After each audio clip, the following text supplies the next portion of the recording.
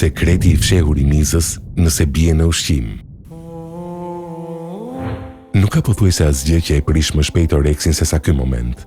Një drekë e përgatitur me dashuri, një bisedë e këndshme familjare dhe befas, një vizitor I vogël, I padëshiruar, ulet pa ftesë mbi ushqimin ton.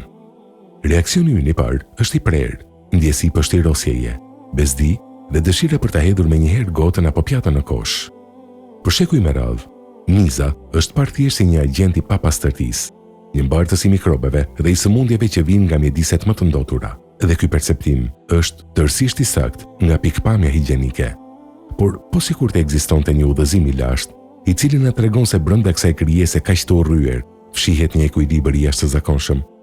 Një udhëzim që shkenca moderne ka filluar ta zbulojë vetëm së fundmi, duke hapur një dritare krejtësisht të re mbi mënyrën se si e shohim të insekt të vogël.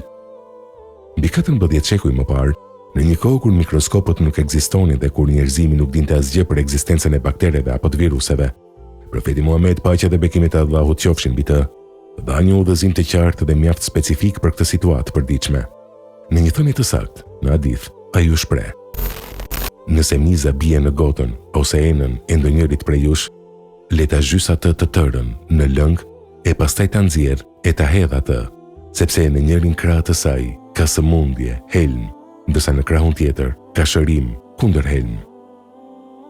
Kur ky hadith u dëgjua për herë të parë, dhe për shumë shekuj me radhë ai u prit me skepticizëm nga mendjet e njerëzve që nuk mund ta kuptonin biologjikisht të fenomen, si mund të ketë shërim një krijesë si njihet vetëm për papastërti?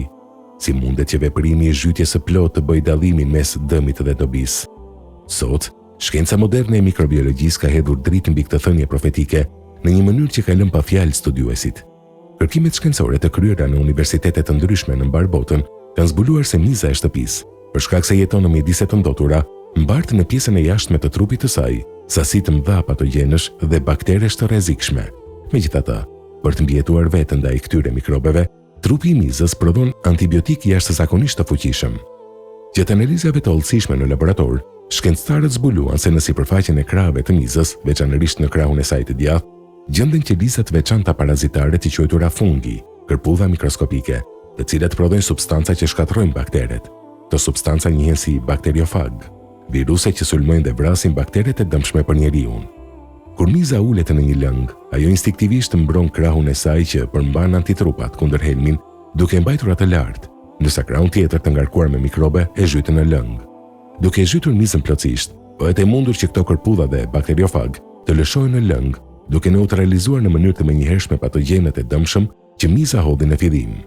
Në dritën e këtyre fakteve, si duhet të veprojmë kur na ndodh kjo situatë në jetën e përditshme?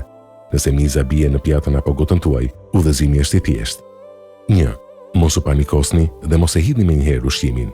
Ky veprim parandalon shpërdorimin e ushqimit, I cili është një tjetër parim I rëndësishëm I jetës tonë. 2. Zhyteni mizën plotësisht. Duke përdorur një lugë apo një mjet tjetër, shtyjeni mizën butësisht nën sipërfaqen e lëngut apo të ushqimit për 1 sekond. Kjo mundson çlirimin e agjentëve mbrojtës nga krahu I saj. 3. Hiqeni dhe hidheni mizën jashtë. Pasi ta keni zhytur, largojeni atë nga ena. 4. Ushqimi është I sigurt. Tani mund ta konsumoni ushqimin ose pijen pa pasur frikë nga ndonjë infeksion apo dëm shëndetësor. Ky proces I thjesht fizik aktivizon një mbrojtje natyrore që Zoti I gjithësisë e ka dizenjuar brenda kësaj krijese kaq të vogël. Ky fenomen afton të reflektojmë më gjerësisht mbi vetë universin ton. Zoti I gjithësisë nuk ka krijuar asgjë pa qëllim dhe asgjë pa një ekuilibër të përsosur. Çdo helm që ekziston në natyrë vjen I shoqëruar me antidotin e tij. Miza, që për sy tën duket thjesht një krijesë bezdisshme dhe dëmshme, mbartë në trupin e saj një laborator të tërë farmaceutik. Ky udhëzim profetik nuk është thjesht një këshill higjienike, ai është një provë gjallë e profecisë së Muhamedit alayhis salam.